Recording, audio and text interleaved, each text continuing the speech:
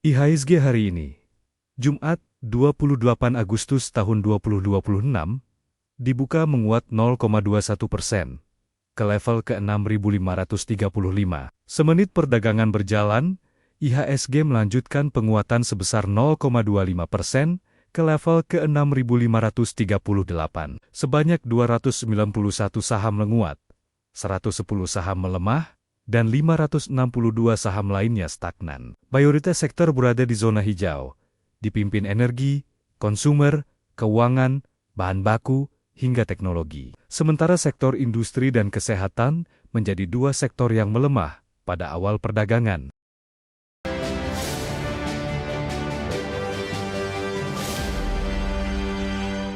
Ketua pilihan pemirsa rebalancing penyedia indeks global FTSE dinilai tidak memberikan pengaruh yang signifikan terhadap arah indeks harga saham gabungan ke depannya. Keluar dan turun kelas sejumlah saham dalam indeks FTSE akan cenderung berdampak individual per sahamnya. Sejumlah saham tanah air mengalami perubahan klasifikasi dalam FTSE Global Equity Index Series di review September 2026. Dalam pengumuman resmi FTSE, BSDM jadi salah satu saham yang didepak dari mid cap index terparkir di micro cap index dan tanpa ada satu saham Indonesia yang masuk ke indeks tersebut. Sementara dari small cap sejumlah saham yang dikeluarkan antara lain BBYB, BJBR, BTPS, LPKR, LPPF, MNCN, PNLF, SILO, SMRA, dan SCMA. Selain Silo, 8 saham lainnya kini masuk dalam indeks microcap index. Sementara itu, tidak terdapat perubahan yang tercatat untuk kelompok large cap dalam daftar tersebut. Senior market analis Mirai Aset Sekuritas Indonesia, Nafan Aji Gusta, menilai keluar dan turun kelasnya sejumlah saham RI dalam indeks FTSE akan cenderung memberikan efek yang terbatas bagi IHSG dan cenderung berdampak individual per saham. Meski demikian, investor diingatkan akan risiko keluarnya dana asing usai rebalancing berlaku efektif. Risiko tersebut datang dari sejumlah lembaga keuangan global yang menggunakan indeks FTSE sebagai acuan. Namun dari sisi arus dana asing dampaknya tetap perlu diperhatikan karena rebalancing dapat memicu portfolio reallocation dan passive selling dari dana yang menggunakan FTSE sebagai benchmark. Sementara itu, tidak adanya saham Indonesia yang naik kelas juga menunjukkan belum adanya tambahan katalis dari sisi passive inflow. Secara keseluruhan, arah IHSG lebih ditentukan saham-saham berkapitalisasi besar, kondisi makroekonomi, pergerakan rupiah, kinerja emiten, hingga persepsi investor mengenai konsistensi reformasi pasar modal yang dilakukan regulator. Dari berbagai sumber untuk IDX Channel.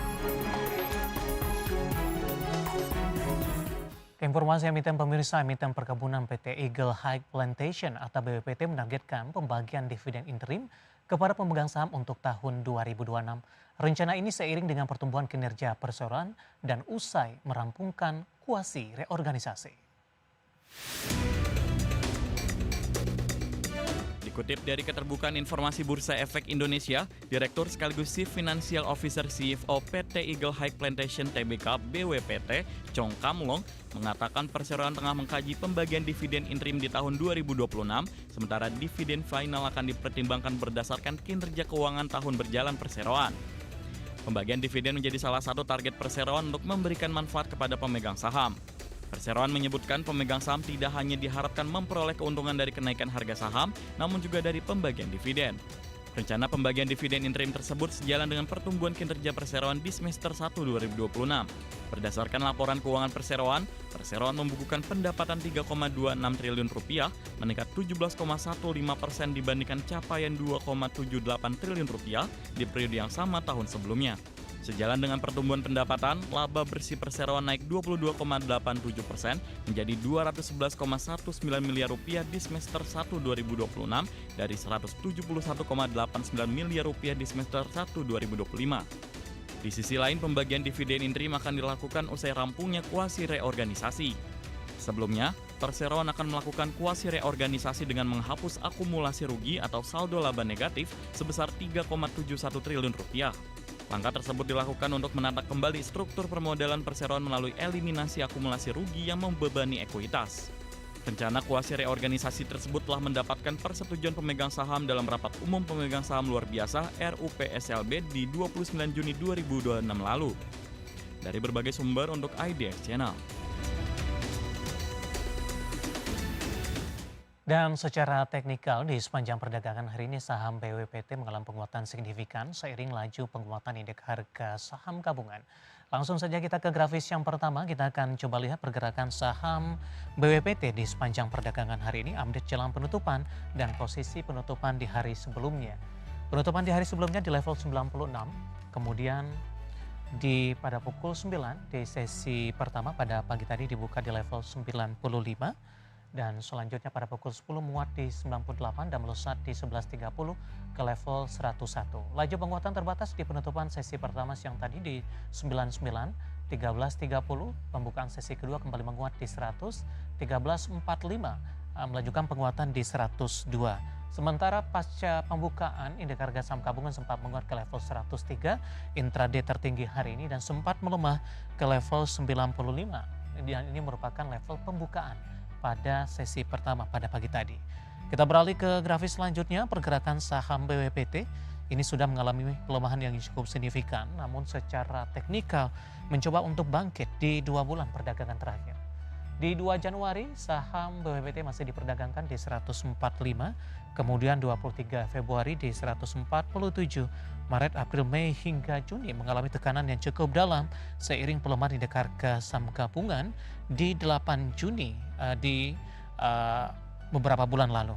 Juli mencoba bangkit ke 75 dan Agustus kembali diperdagangkan di atas level 100-an. Hari ini intraday sempat ke 103. Dari sisi valuasi pemirsa dengan beberapa indikator yang ada, kita akan coba lihat dari posisi pernya. Ada di kisaran di 7.39 kali, PSR-nya di 0.49 kali, PBV-nya sudah berada di atas 1 kali, tepatnya di 1.04 kali, dan PCFR di 5.19 kali. Kombinasi secara fundamental, teknikal, dan juga dari sisi valuasi, dan lagi-lagi keputusan investasi tetap ada di tangan pemirsa IDX Channel. Beralih ke informasi indikator perdagangan lainnya pemirsa, nilai tukar rupiah berbalik melemah usai menguat tipis di perdagangan sesi sebelumnya di tengah indeks dolar Amerika bertahan di area level tertinggi dalam sepekan. Dikutip dari Tartia hingga Kamis siang tadi rupiah melemah di 0,21% di 17.748 per dolar Amerika. Sebelumnya rupiah dibuka melemah di 0,31% di posisi 17.750 per dolar Amerika di Kamis pagi tadi. Sementara indeks dolar Amerika di Kamis pagi terpantau melemah di 0,05% ke 99,119. Indeks dolar Amerika berbalik turun setelah di sesi sebelumnya ditutup menguat di 0,25%. Meski terkoreksi tipis, dolar Amerika masih bergerak di area level tertinggi dalam sepekan terakhir. Dolar Amerika sebelumnya menguat setelah data inflasi Amerika sedikit lebih tinggi dibandingkan perkiraan pasar. Indeks harga pengeluaran konsumsi pribadi atau PCE Amerika naik 3,7% secara tahunan, tidak berubah dari Juni dan sedikit melampaui konsensus pasar di 3,6%. Data inflasi tersebut menjaga ekspektasi kenaikan suku bunga The Fed tetap terbuka dan kondisi ini membuat ruang penguatan bagi mata uang negara berkembang termasuk rupiah semakin sempit. Selanjutnya kita akan update seperti apa pergerakan nilai tukar rupiah terhadap sejumlah mata uang utama berikut ini.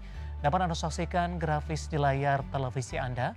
Pergerakan nilai tukar rupiah terhadap dolar Amerika Serikat di 17.735 rupiah. Kemudian terhadap euro di 20.677 rupiah. Pound sterling di 24.101 rupiah. Kemudian terhadap yen Jepang di 111,30 rupiah.